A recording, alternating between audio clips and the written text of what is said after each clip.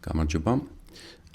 დროსთან ერთად უფრო და უფრო მარტივი ხდება იმ პოლიტიკის აღწერა და იმ ვითარების აღწერა, რომელშიც დღეს ჩვენ ცხოვრობთ, ვინაიდან ქართული ოცნება დღითიდღე უფრო ავტორიტარული ხდება და უახლოვდება იმ იდეალს დიქტატორულს, რომელიც მრავალმხრივ არის აღწერილი ლიტერატურაში და სამეცნიერო ლიტერატურაში. და დღეს ერთ კომპონენტზე მინდა ვისაუბრო, რომელიც ახასიათებს დიქტატორულ რეჟიმს. კერძოდ საბჭოთა კავშირსაც ახასიათებდა, რომელიც არის აღწერილი სამი სხვადასხვა ავტორის მიერ. ესენი არიან იოსებ ჭედლიშვილი, ქართველი პოეტი, აკაკი ბაქრაძე და არტურ კოსტლერი. და სამივე ერთ იგივე რამეს ამბობს, რომ საბჭოთა კავშირში არსებობს ლიდერის ტიპი, რომელსაც აკაკი ბაქრაძე უწოდებს ლიდერის ზვარაკი და ეს ლიდერის ზვარაკი ასრულებს ძალიან სპეციფიურ ფუნქციას პარტიისთვის და ეს მოდელი ესე მუშაობს. არსებობს ვიღაც ადამიანი, რომელიც პარტიის მიერ წინ წამოიწევა, როგორც ყველაზე ნიჭიერი, ყველაზე კარგი, ყველაზე წარმატებული, ყველაზე კომპეტენტური, გამბედავი და ასე შემდეგ, რომელსაც აქვს რაღაც იდეები. და ეს ლიდერი იწყებს სინამდვილეში პარტიული პოლიტიკის კეთებას. თუმცა თუ აღმოჩნდა, რომ და ეს აუცილებლად აღმოჩნდება, იმიტომ რომ აკაკი ბაქრაძე ამბობს, რომ ძირითადად ბოლშევიკების განსაკუთრებით პირველ პერიოდში მთელი მათი იდეები რაღაც გიჟური იდეები იყო ხოლმე, რომელიც ნაკლებად განხორციელებადი იყო და როგორც კი ეს პარტიული პოლიტიკა განიცდის წარუმატებლობას, აღმოჩნდება, რომ ეს ლიდერი, რომელიც აქამდე იყო ნაქები როგორც ყველაზე კარგი, არის ყველაზე ცუდი, ყველაზე გათახსირებული, ყველაზე არაკომპეტენტური და მეტიც მოღალატე. ამის მაგალითად შეიძლება მოვიყვანოთ იოსებ ჭედლიშვილის ერთ-ერთი აღწერა მსგავსი ლიდერის, ის ამბობს, რომ საქართველოში რაღაც ეტაპზე უცებ დაიჩემეს, რომ ჭაობები უნდა დააშრონ დასავლეთ საქართველოში და მათ ადგილას უნდა გაშენდეს ბამბა. და საქართველო უნდა გახდეს ბამბის ყველაზე დიდი მწარმოებელი. ეს იდეა იმდენად პოპულარული იყო და პროპაგანდის მიერ იმდენად წინ წაწეული იყო, რომ სულ რაღაცა ლექსები იწერებოდა ახალ ბამბის პლანტაციებზე, რომელიც ჯერ გაშენებულა ჭაობების დაშრობაზე, ლიდერებზე, რომლებიც ამას ხელს უწყობდნენ და ასე შემდეგ.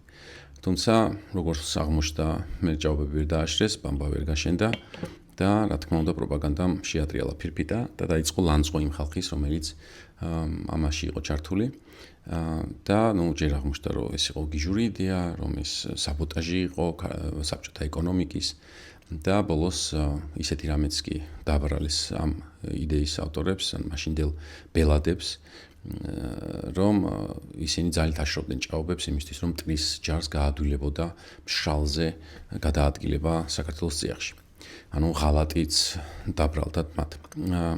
ახლა ჩვენთვის ეს ნაცნობი არის ბელადი ზვარაკის ან ლიდერი ზვარაკის ფენომენი, იმიტომ რომ პრინციპში მთელი მმართველობის განმავლობაში ქართული ოცნება ისე მართავს ქვეყანას, გაიხსენეთ უბრალოდ ყველა პრემიერი, რომელსაც ზოგის გახსენებაც გაგიჭირდებათ, ეს ხალხი ან უბრალოდ ქრება, ან მათი იმდენად ნეგატიურად დამუხტვა ხდება, რომ კარგს ვერაფერს ვერ გაიხსენებთ მათთან ასოცირებულს. მაგალითად, ყველაზე კარგი მაგალითი იქნება, რა თქმა უნდა, გიორგი გახარია, რომელიც იყო საუკეთესო შინაგან საქმეთა მინისტრი, მერე აღმოჩნდა იმდენად კარგი იყო, როგორც შინაგან საქმეთა მინისტრი, რომ გახდა საუკეთესო მენეჯერი პრემიერ-მინისტრი, დააწინაურეს ის და როგორც კი რაღაცა ისე არ მოხდა, როგორც პარტიას უნდოდა და გახარია მოიშორეს, აღმოჩნდა, რომ გიორგი გახარია არის ნარკოდამოკიდებული, ცუდი მენეჯერი, არაკომპეტენტური ადამიანი. მერე აღმოჩნდა, რომ ის არის კოლექტიური ნაცმოძრაობის წევრი. მერე აღმოჩნდა, რომ რის გამოც როგორც შინაგან საქმეთა მინისტრი დააწინაურეს, ცივნისის საქმე იყო, ძალით გააკეთა, რომ პარტია დაეზიანებინა, ანუ საბოტაჟი იყო და დღეს უკვე გიორგი გახარია არის მიჩნეული deep state-ის აგენტად, რომელიც საქართველოს წინააღმდეგ მუშაობს. და რაღაცნაირად ქართული ოცნების ამორჩეველი ამასაც იჯერებს, ან როგორც დაიჯერა, რომ ყველაზე კარგი მენეჯერი იყო, ეხა შეტრიალებულ ფირფიტასაც ანალოგიურად იჯერებს და ეს არის ძალიან ცუდი, ვინაიდან ეს ამ ტიპის პოლიტიკა საშუალებას აძლევს პარტიას, რომ შალი გამოვიდეს ხოლმე ნებისმიერი ტურბულენტური სიტუაციიდან და ეს არ არის ნორმალური, ვინაიდან ნორმალური ჯანსაღი პოლიტიკის დროს, როცა ქვეყანაში არის ისევ ნორმალური პოლიტიკური პროცესი მიმდინარეობს, სწორედ პარტიები არის ის, რაზეც დგას, ხო? პარტიას გააჩნია იდეოლოგია, ეს იდეოლოგია აერთიანებს გარკვეულ ადამიანებს და ეს ადამიანთა ჯგუფები მუშაობენ იმისთვის, რომ მათი იდეები განახორციელონ და არა კონკრეტული ინდივიდები. და ამიტომ პასუხისმგებლობის საკითხი, რაც უმნიშვნელოვანესია პოლიტიკისთვის, ნაწილდება ხოლმე პარტიაზე. მაგალითად, რავი, დასავლურ პოლიტიკას რო უყურებთ ამერიკულს, იქ საუბარია, რომ ჯო ბაიდენმა კი არ წააგო და ის კი არ არის დამნაშავე მხოლოდ, არამედ პარტიის ბრალი იყო, როდესაც ის დააყენეს კანდიდატად, პარტიის ბრალი იყო, რომ თქვათ პრაიმერის ისე არ გააკეთეს, როგორც უნდა გაეკეთებინათ, არ ვიცი, რაღაცეები.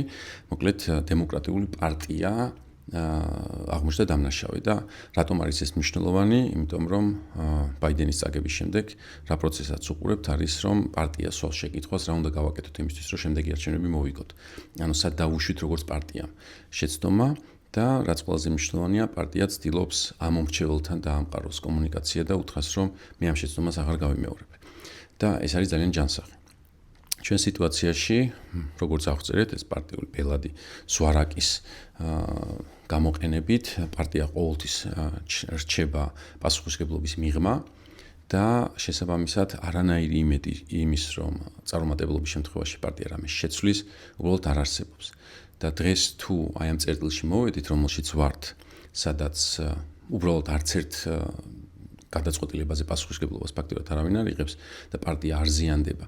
არის ზუსტად ამ პროცესის ბრალი, როგორადაც მოვედით აქამდე, რომ ყოველ ჯერზე ინდივიდები ხდებოდნენ პარტიის მთელი ცოდვების მატარებლები და მათთან ერთად თითქოს ეს ცოდვებიც ქრებოდა ხოლმე და მათი ამორჩევლისთვის პარტია აგრძელებდა აბსოლუტურად დაუზიანებლად მისი პოლიტიკის კეთებას. თუ ჩვენ გვინდა რომ პოლიტიკა იყოს ჯანსაღი, ამისთვის აი ეს ტოტალიტარული მმართველობის მოდელი ზვარაკი ბელადის ან ლიდერის უნდა შეიცვალოს და რაღაცნაირად პასუხისმგებლობის საკითხი უნდა დაბრუნდეს პოლიტიკაში და მნიშვნელოვანი ამ მხრივ რომ პარტიამ გაიაზროს და გაიზიაროს მისი დანაშაული როგორც რაღაც კოლექტიური ერთობის და არ დააბრალოს ყველაფერი მხოლოდ ლიდერებს. მეორე მხრივ ამას იმიტომაც საუბრობ ხა რომ იქნებ ეს აღწერა დაეხმაროს ყველას, ვინც პოლიტიკით არის დაინტერესებული, რომ დაინახოს რამხელა პრობლემა არის ის რაშიც დღეს ცხოვრობთ და რომ ცვლილება არასდროს არ მოხდება, სანამ პარტია ამ მოდელს გამოიყენებს და ყოველთვის ჩვენ გადმოგვიგდებს ხოლმე და ჩვენ და პირველ რიგში მის ამორჩეველს დამნაშავედ გადაუგდებს მხოლოდ ერთ ადამიანს და თვითონ როგორც პარტია არაფერს არ შეცვლის. ამიტომ დღეს, როდესაც ცვლილებაზე ვსაუბრობთ ხოლმე, მნიშვნელოვანია, რომ ვიცოდეთ თუ კონკრეტულად რის შეცვლა გვინდა და მე რომ მკითხო ერთ-ერთ ასეთ იმათ ცვლილების აუცილებლობად დავასახელებდი სწორედ აი ამ მოდელის მოშტობას პოლიტიკიდან და პოლიტიკაში პასუხისმგებლობის დაბრუნებას. ეს იქნებოდა ჩემი სურვილი თუ რატომ მინდა რომ ცვლილება მოხდეს საქართველოში.